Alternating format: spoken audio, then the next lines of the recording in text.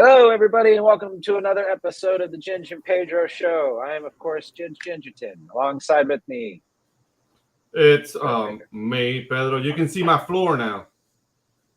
Yes, very nice. I like it. Is it linoleum or is that real tile? Is that the real deal? No, it's real tiles, baby.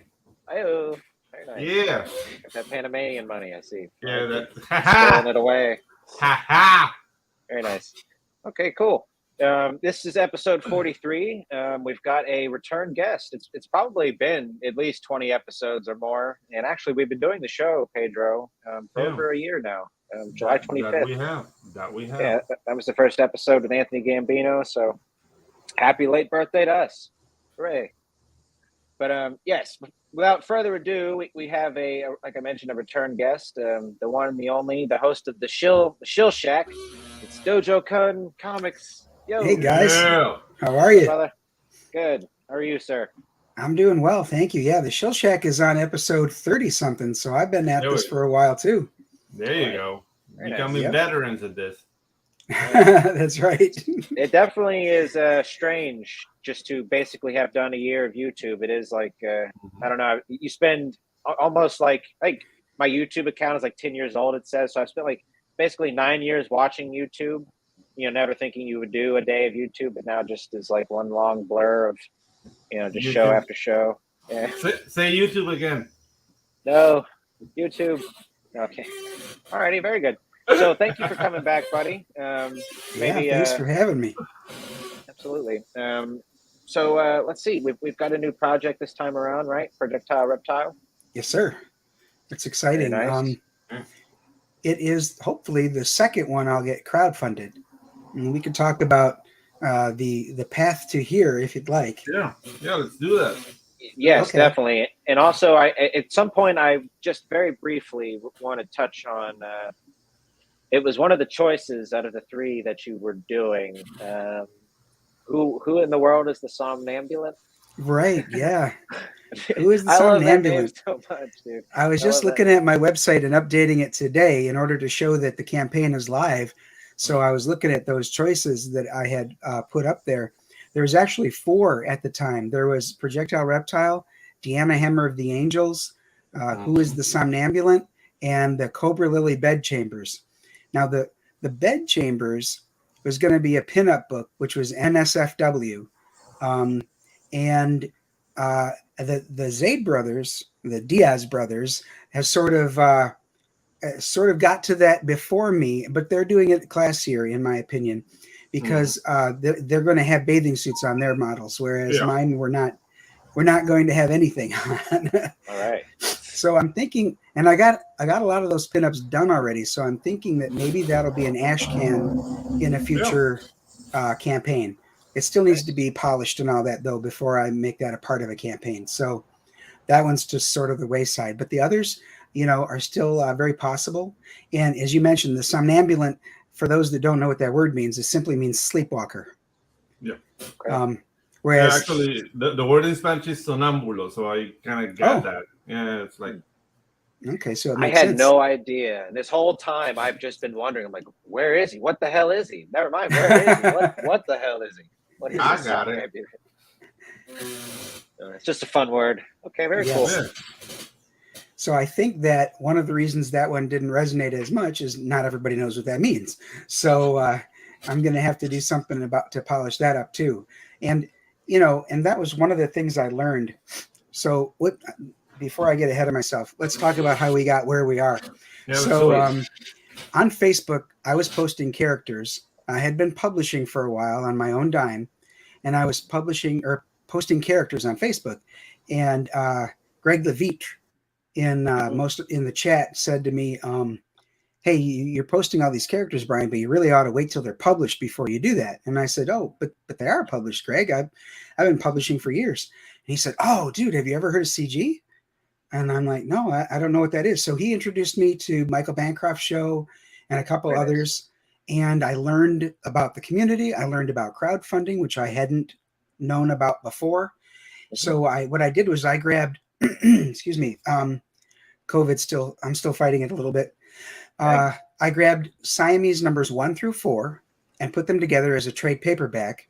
and released that as the Siamese. It funded in just 3 days, and I fulfilled that book, and Beautiful. was hoping that that would, give people enough confidence to back me on the next one. But I made some missteps on the next two. Number one, I was running 2 at one time. So if somebody did want to back me, their propensity to do so was kind of split. I did the Healing Wars, which was a license that I got from an award-winning novelist who had done a trilogy of books that I would liken to either Hunger Games or Divergent. And I think that they're really, really good and would do well as comic books. I had a bunch of pages done and showed them on screen. They were done by Zilson Costa, who was my artist on Siamese number 3 and 4. So, but I think the misstep there was, in order to pay for all of that to be done, including the license from the author, the goal was really high. So people probably saw that and said, I don't know if he's going to make that. I don't think he's going to make that. So they didn't pledge. So it was sort of a self-fulfilling prophecy. They didn't think I was going to make it, and therefore I did not. Right. So that's something I have to think about. Maybe I have to do smaller versions of it, maybe just floppies. And, Could I ask real quick? Yes. Sorry to interrupt. How many pages was it? I actually remember us sort of loosely talking about that the last time around, but I don't recall how many pages. So that one would have been 48 pages. This one too is 48 pages, but keep in mind that I don't have to pay for a license from a novelist, and Right. their publishing company fee and all that jazz. So Yeah. so that is a different ballpark. You're right. Sure. Then I also was working on an anthology title called Totoro Tales, and that right there was one of the issues. It looks to most people like Toro Tales, and Toro is Spanish for bull, but Yes. Totoro is the stone lantern in my company's logo. It's Japanese. So because it was difficult for a lot of people to pronounce, the name didn't resonate very well, and people didn't know that that's what that was. So because that happened, that's one thing. Number two, it's an anthology, and sometimes those are a hard sell. Unless you've got a bunch of people involved in your anthology who are already very well known.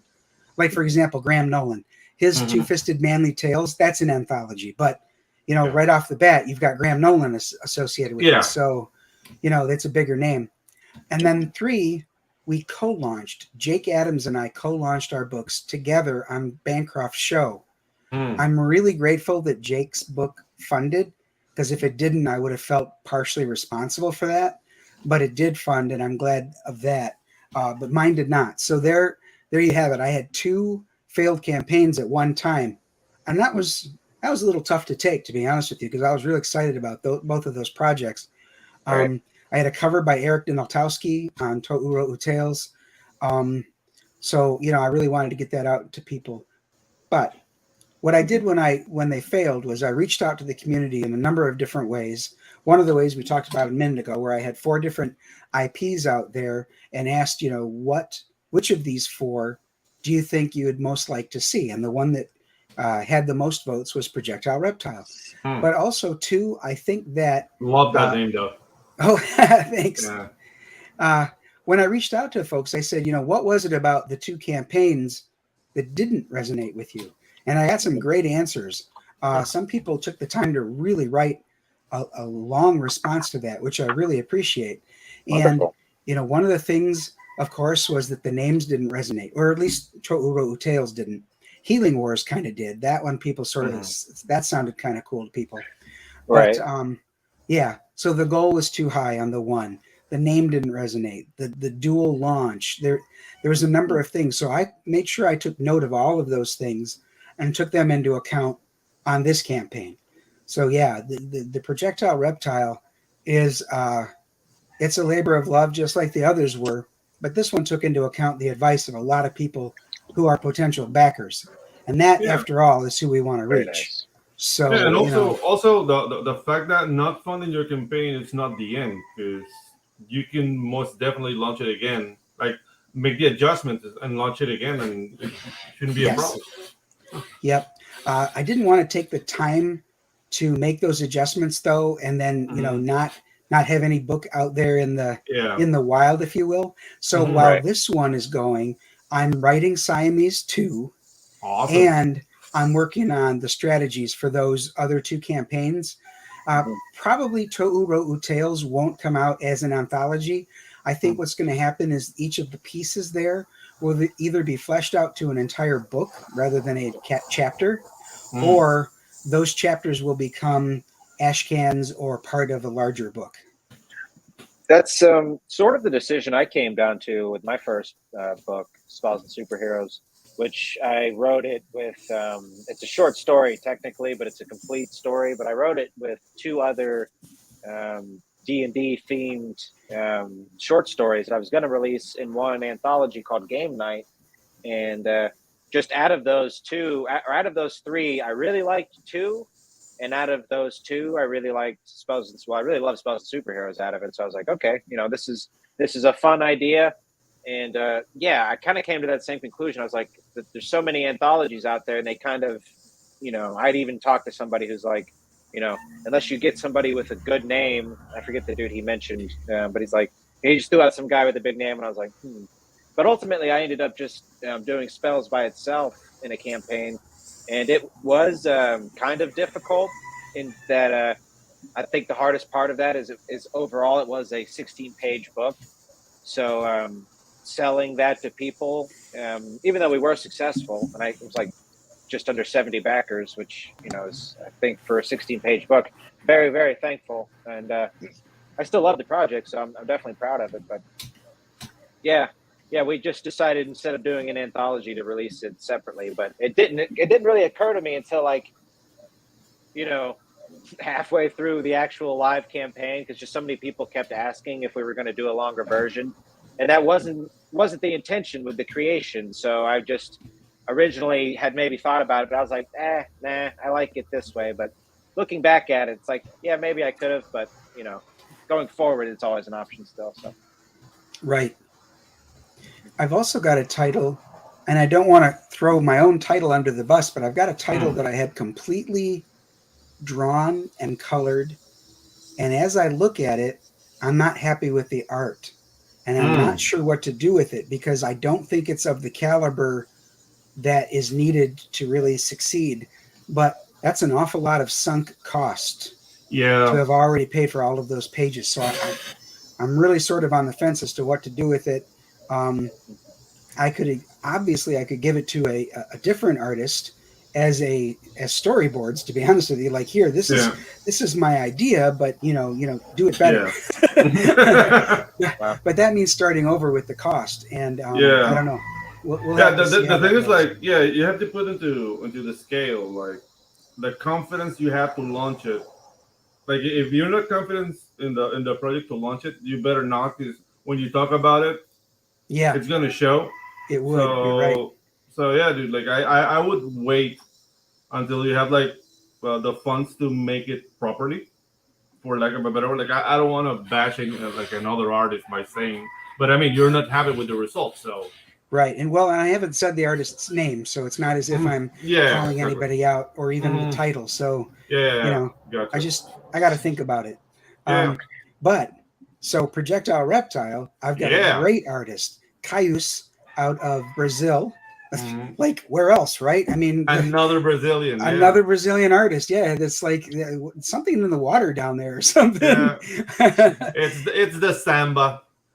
Is it? Okay. Yeah. Just dancing and drawing all day. Yeah. Great. And then, and my colorist is a brand new colorist out of Canada named Chris Leithwood, and he's really knocking out of the park. And then my letterer is the hardest working letterer in Comicsgate, and that's Eric Weathers. All right.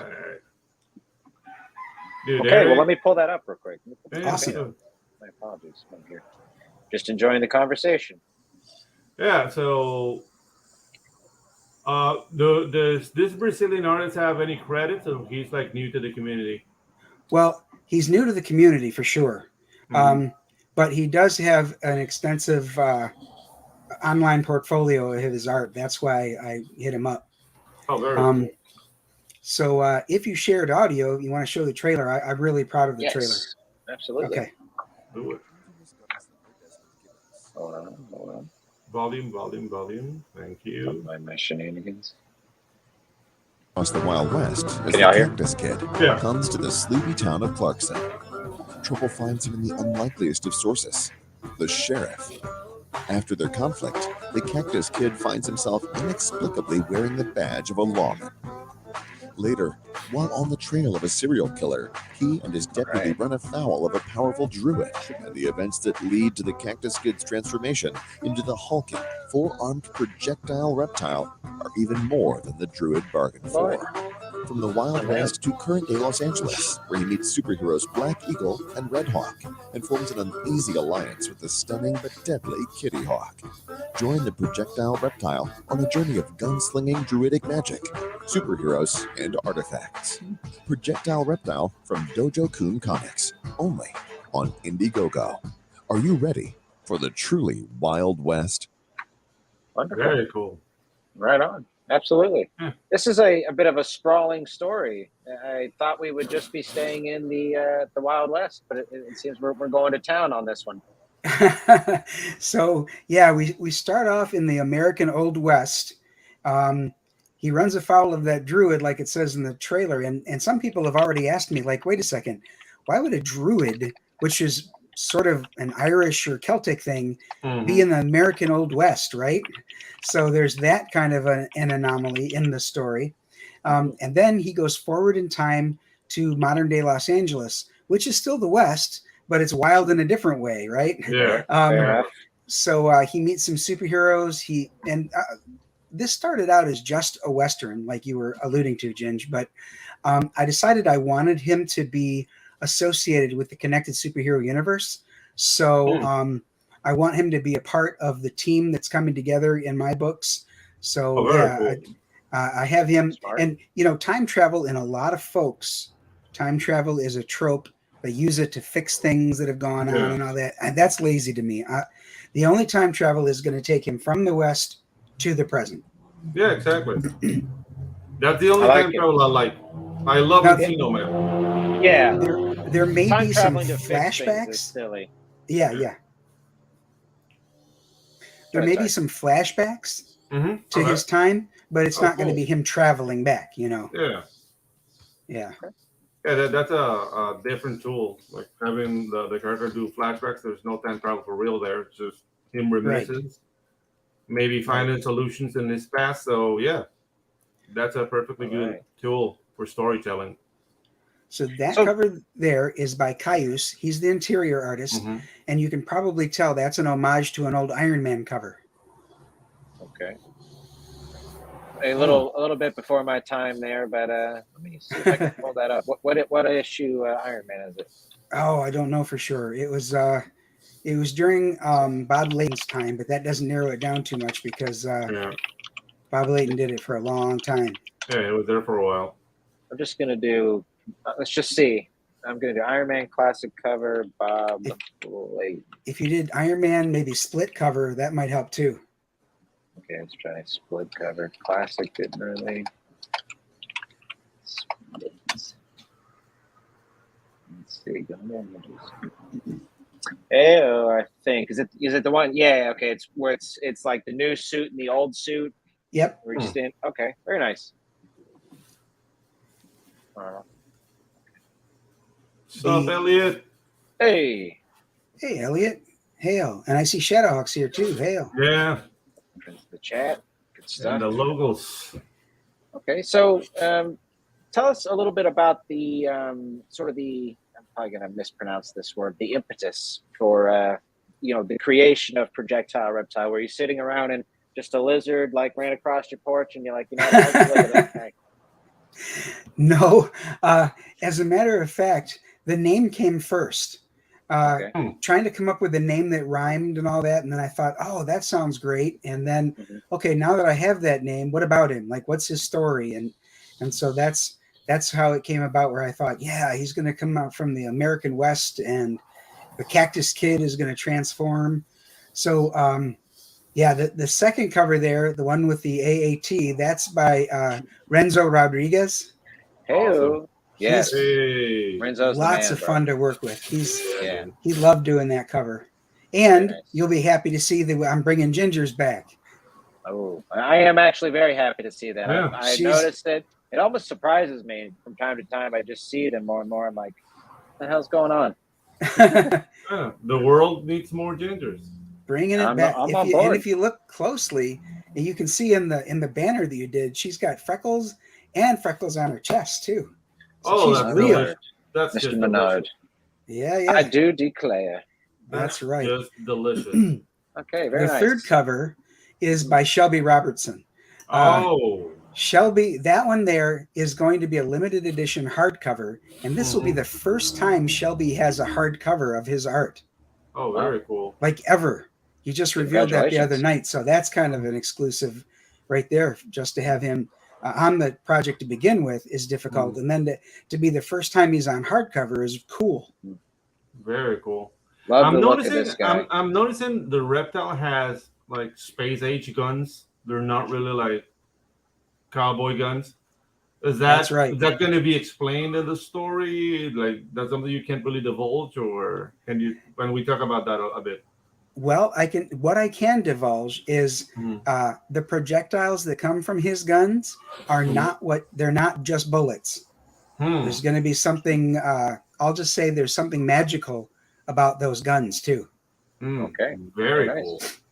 Nice. So I heard Ginge say he's liking the look of Black Eagle there. Yeah, Black Eagle and Red Hawk are my homage, of course, to the dynamic duo.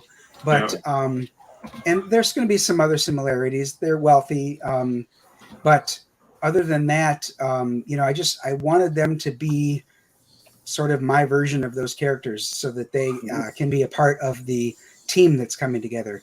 And then Kitty Hawk has direct ties to Siamese.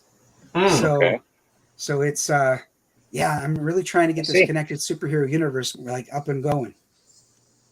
Yes, I think it was a smart idea, including Projectile Reptile, and also so early on. I mean, I know you've been at this for a while, but just it's certainly an interesting flavor to take. I think that's like, I'm sort of annoyed with the way people describe things as like phases now, and everything they mean Marvel, but it makes sense in a way, like describing things in phases. It makes sense, but I don't know, like a Western character is usually like a phase 3 or 4, but you're coming out the gate strong, taking us out the Wild West.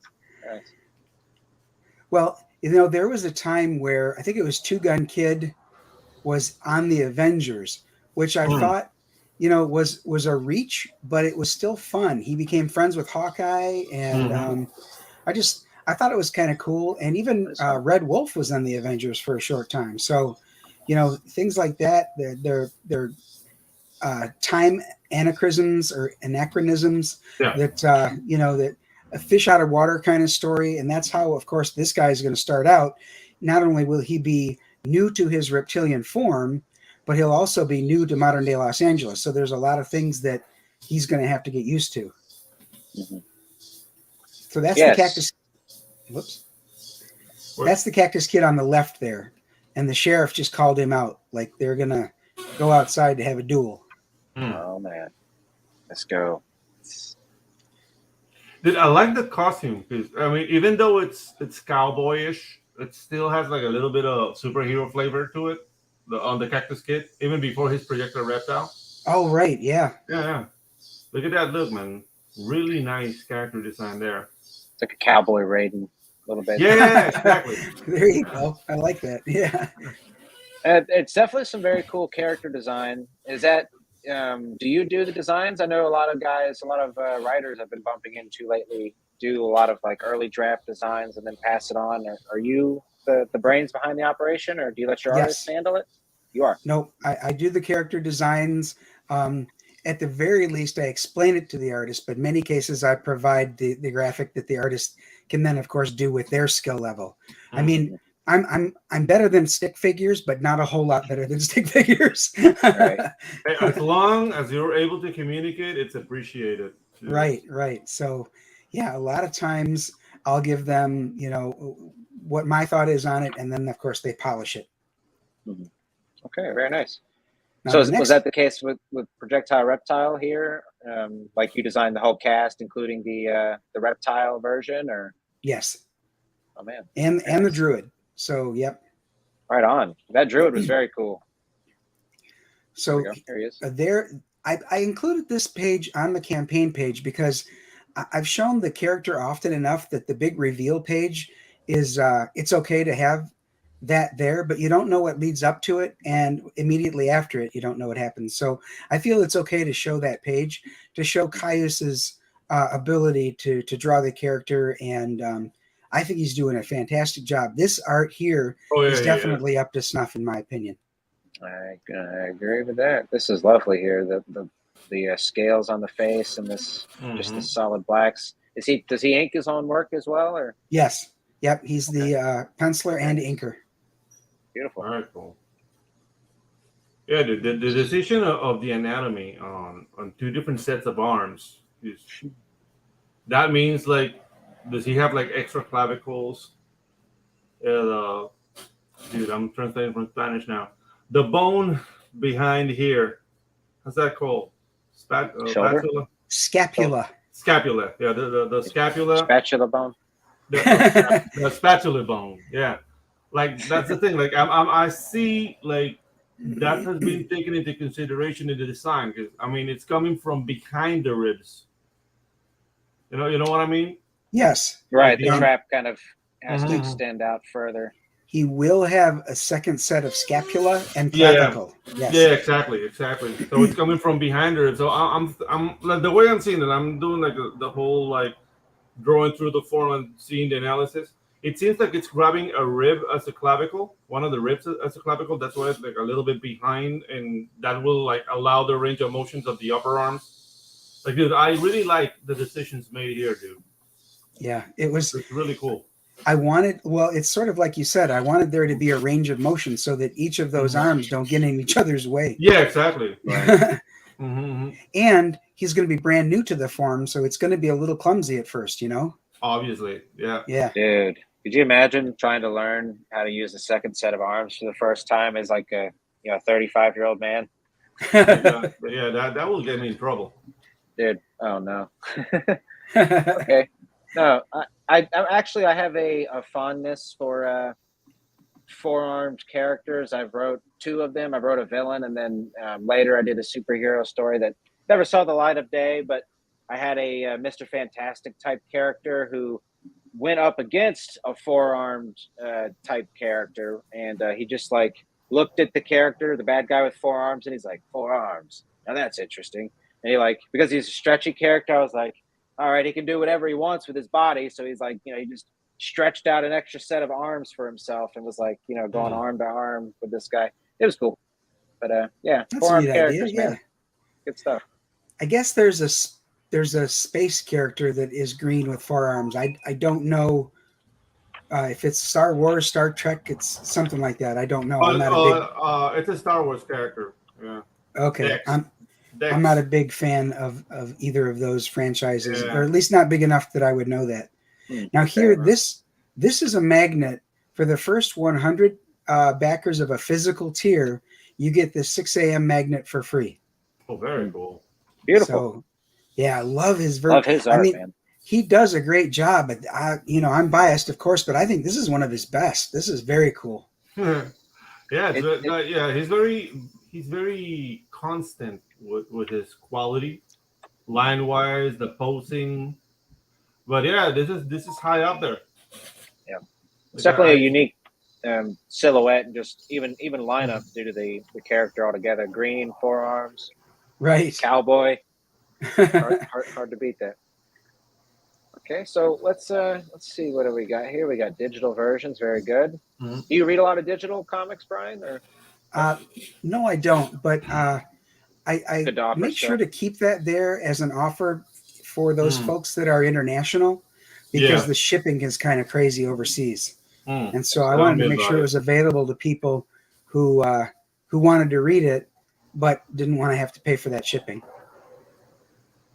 I completely agree with that. We got some more stickers. Very nice. I'm a big sticker man, personally. I think there was a debate over stickers or bookmarks, and I actually also am a bookmark guy. I use bookmarks. I also use stickers. So, but if I had to choose, I think I'm a sticker guy, just because I've actually put them all over whatever stickers I get from projects. I've just been placing them all over my desk here, and I've grown quite fond of it. So the more stickers, the better.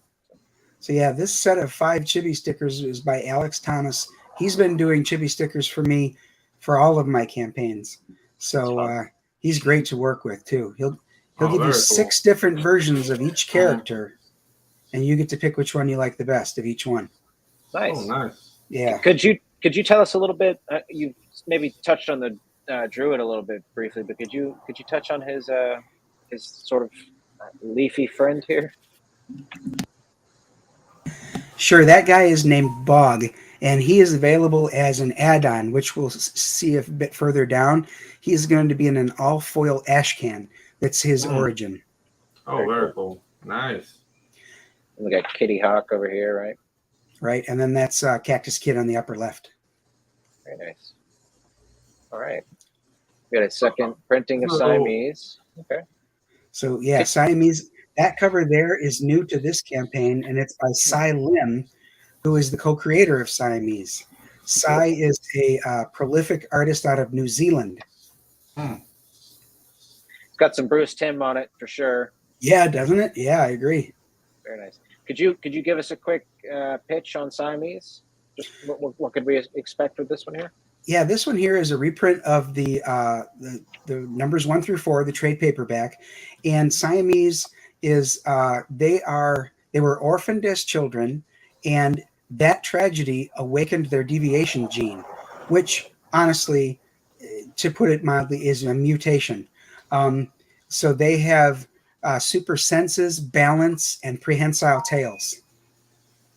So a lot of people assume those tails are their costume. Right. Nope. No, it's the real deal. Yep. And as you can see, one is a white tail, one is a black tail. That's the only way to tell them apart because they're twins. They are Siamese after all. Yeah. Dun, dun. Right. Okay, that's fun. So, for mature readers, so is there some? We're going to see some nip in this one, Brian? Yes. Okay.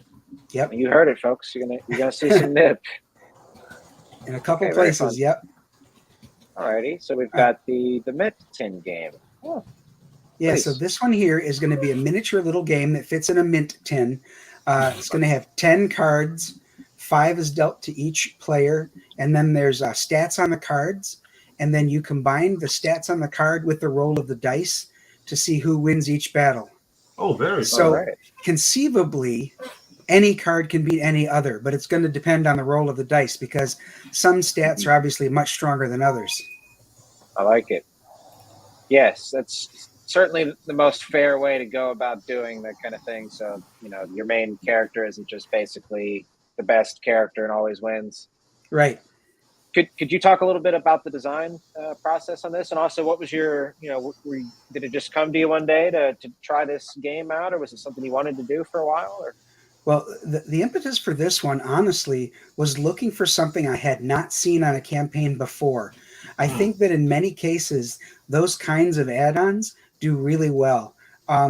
Bancroft with his puzzles, people with their ammo boxes, like Neff with his Mavericks campaign with the ammo box, and the Moral Compass, Mark Polton did that as well with an ammo box with his assassin, the USA Assassin. So that's kind of what I was looking for, was an opportunity to do something different. And I thought that a little card game would work well because, after all, it's the Old West, and they're often playing poker and things like that. So that's why I wanted there to be a little card game. The design of the cards was helped tremendously by Rusty Gilligan. Now, Rusty and I have been friends for years. He's not CG, but he's not anti, you guys are all hateful kind of guy either. So he and I have been friends for years, and he helped design these cards for me. He has released many card sets on his own crowdfunds. So he was the right guy to turn to, and he did a great job on these cards. Cool. Do you have them? You have like proofs or anything? No, I'm afraid I don't. No. Okay. Just what you see there. Yeah, I assume that this babe isn't included, or is that not your? If that babe was included, she wouldn't be up for sale. All right, fair enough. Besides, sort of checking. I just heard this quote in a Daredevil episode, which I thought was wonderful. Kingpin is actually the one who said it, but he said, "Any woman that can be bought isn't worth having." Right. Very cool. That dude, Mr. D'Onofrio. Fisk. Vincent D'Onofrio. I think I'm pronouncing his last name correctly. That's correct. But Yep. Yeah. that actor. Wow, dude, he is. Although he was the way they played him in the Daredevil show, like he was a little short for my taste. I don't know if you saw the Hawkeye show where they brought him, like the actor, back as Kingpin. Uh-huh. To me, he either way in either show he played the role perfectly, really great. But I just love how they made him so much bigger in the Hawkeye show. Even though I wasn't a big fan of the show, he was certainly a surprise. The highlight, that entire endeavor. Yeah, that's like one of the smartest things they could have done is bringing him back as Kingpin, and also the other guy as Daredevil. But anywho, sorry about that. In 2 days, Daredevil will be back on She-Hulk Attorney at Law. Ooh. Oh boy. Alrighty. I can't contain myself. Yeah. No, we try not to be negative on the show, but I'm really excited for that one, guys. Wow. I'm a bundle of joy right now. Go She-Hulk. That's Pedro's excited face, everybody. I see. Okay, so we went over the bog briefly, but could you just sort of touch on just a little bit of what was the creation behind this, and what were you thinking here? So he is an alien plant menace. I can tell you that this 8-page story will be his origin, and he gets some visitors to his planet. He makes it very, very clear that he doesn't want visitors, but what he does to the visitors brings the attention of their home planet, so more visitors come, and then he is, the best way to put it is like removed from his planet, and he's earthward after that. So interesting. He will end up on Earth. I like it. I love the idea of an evil plant. Enough about this swamp thing and nature is good. No, nature is gonna kill you. I like it. Interesting. Yeah. Who did the art styling here? Oh, I see it in Monsanto. Yeah, Gilbert Monsanto. No relation to the evil. Yeah, exactly. Very telling that it's a plant and it's done by Monsanto. Yeah. Gilbert is a prolific artist out of the Philippines. Whenever he posts his pinups like this, I keep a copy of it just because I love his stuff. I have nearly 1,300 pinups by Gilbert. That's how prolific he is. He's got so many cool characters that he's done for so many different independent creators over the years. Right on. You mean this is actually really kind of a killer piece in a way. It's got I don't even know how to describe the coloring. It's almost watercolor. It's almost kind of markery. We've got some fog down here, and you can still see the light, from whatever might have been over here. Very nice, very subtle. I love how he makes it almost like a mangrove tree where all those vines are hanging from him, and it's very cool. Right on. Okay, so stretch goals. All right, now what do we got here? Stretch goals. I want to point out that although I've identified some stretch goals, I haven't put any dollar figures with them. And that's because if you put dollar figures on there and your campaign takes off and you start blowing through them, then they're not really stretch goals at that point. A stretch goal is meant, when things start slowing down, you can say, hey, if you get me to, X dollars, then I'll include this metal trading card by Phoenix Animation. You don't want to... Right. You don't want to just throw it in there as a bonus if a stretch goal isn't really what it is. Interesting. Yes, I saw somebody talking about that on Bancroft the other day, but I think I just caught like the tail end of it or something. So yes, that's a curious point, and I think it's actually interesting because I've done this myself. Where on my first campaign, I set them at like $500 increments. And after, somebody mentioning that, whoever it was, this was like a couple days ago on Bancroft's show, but yeah, it's an interesting point. Okay. Well, there you go. All right. That was us on Saturday talking about this very thing. Yep. Okay, cool. a good little piece of information to tuck away and give a try someday. Okay. So stretch goal number 2, the additional 8-page chapter titled Primordial Tales, featuring Dr. Primordial. Hey-o. So Okay. it'll be extra content added to the book if we reach that second stretch goal. Alrighty. Could you give us just a brief, just a little sniff of what Dr. Primordial is cooking over here? Dr. Primordial has demonic origins, but he's trying to be a hero despite the darkness inside him. He will be on the team and probably serve as the team's Dr. Fate or Dr. Strange. He's the one he's going to be the sorcerer among the group. Is this a guitar? No, it's a sword. It's a sword with a weird grip, but still a sword. I see now. Yeah, it almost does kind of looks like the dots are right there a little bit. I was like, this just turned metal. Like, I'm on board. Okay, very nice. We got a standee. These are actually very nice. I've got one from Infinite Tales. These standees people are doing. Yeah, when I got the one from Shadow of the Kraken from Vinny Tartamella, I really like it. So what I did was I went to a website where they create these, and I found this one here where the standee is going to be in the base, like about halfway back, and then at the back of the base there'll be a full-size like scene behind him. So it's like a diorama on an acrylic standee. Beautiful.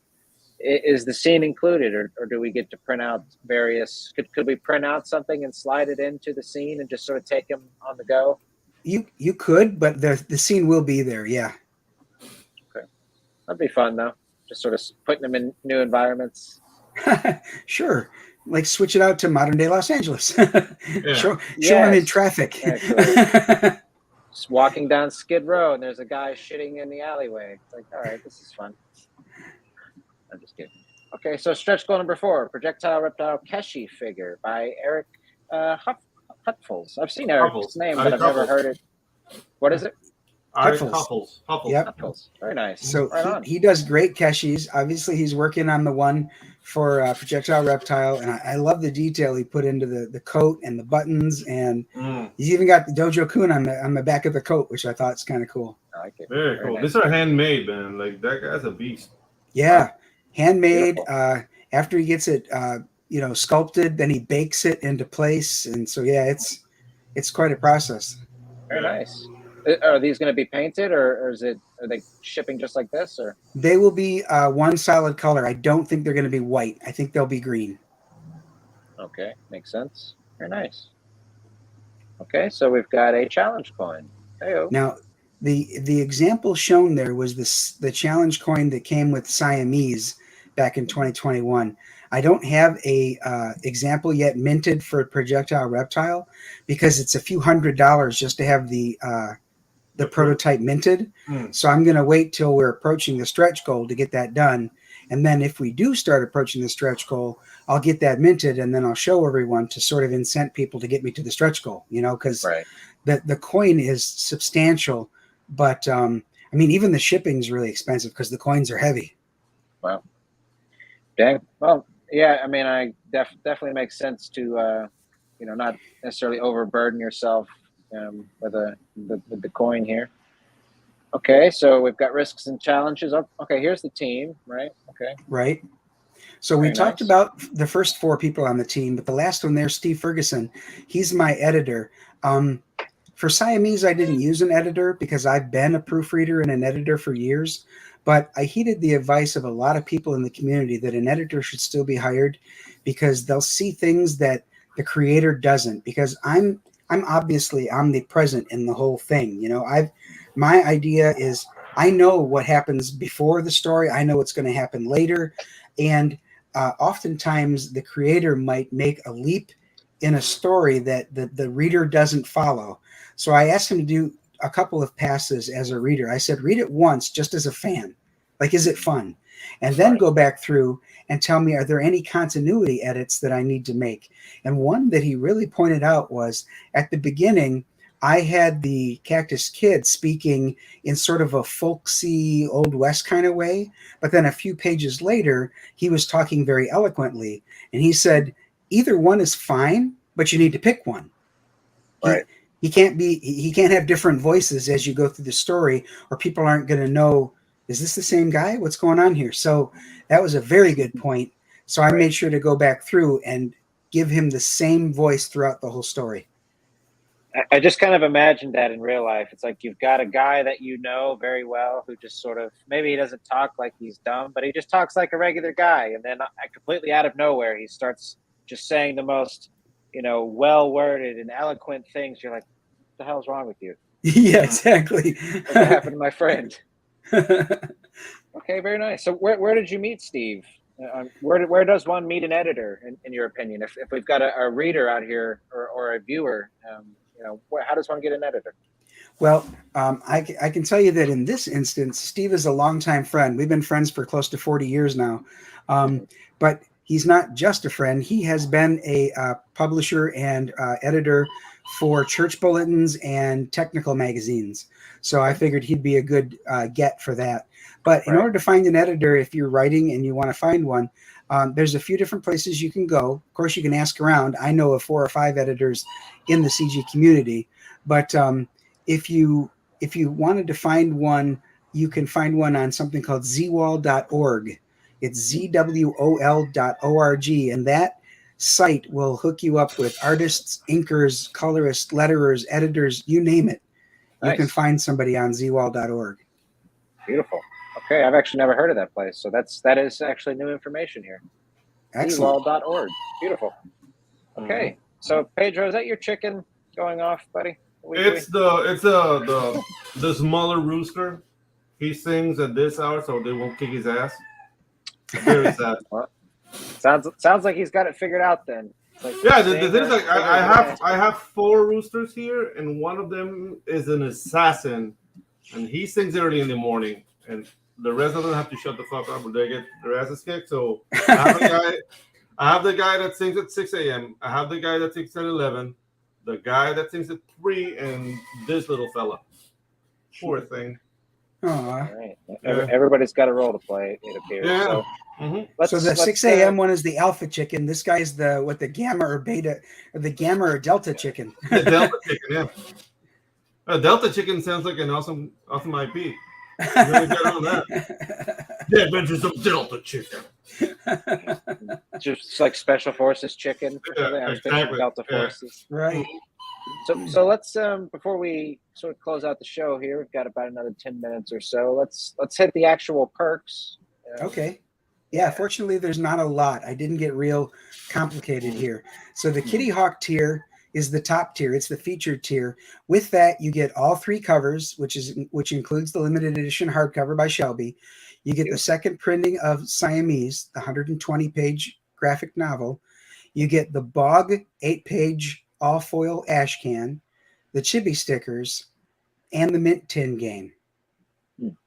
Very nice. And you get the digital version. Okay. Very good. Now, for the digital tier, you see there is $12. If you get just the digital tier, that's what you pay. If you add it on to something else, you only pay $8. Because I figure as an add-on, you're doing that just so perhaps you can keep your original, hard copy in pristine shape, or you just want to have your digital version so you can carry it with you. So I wanted to give a price break on that. I respect it, and yes, that's actually not a bad idea because there's a I'm not sure if we discussed this. I know you're not a big weeb fan, but there's a manga that's been around for a long time called Bleach that just released their 20th anniversary re-release of issue 1 with a really nice cover.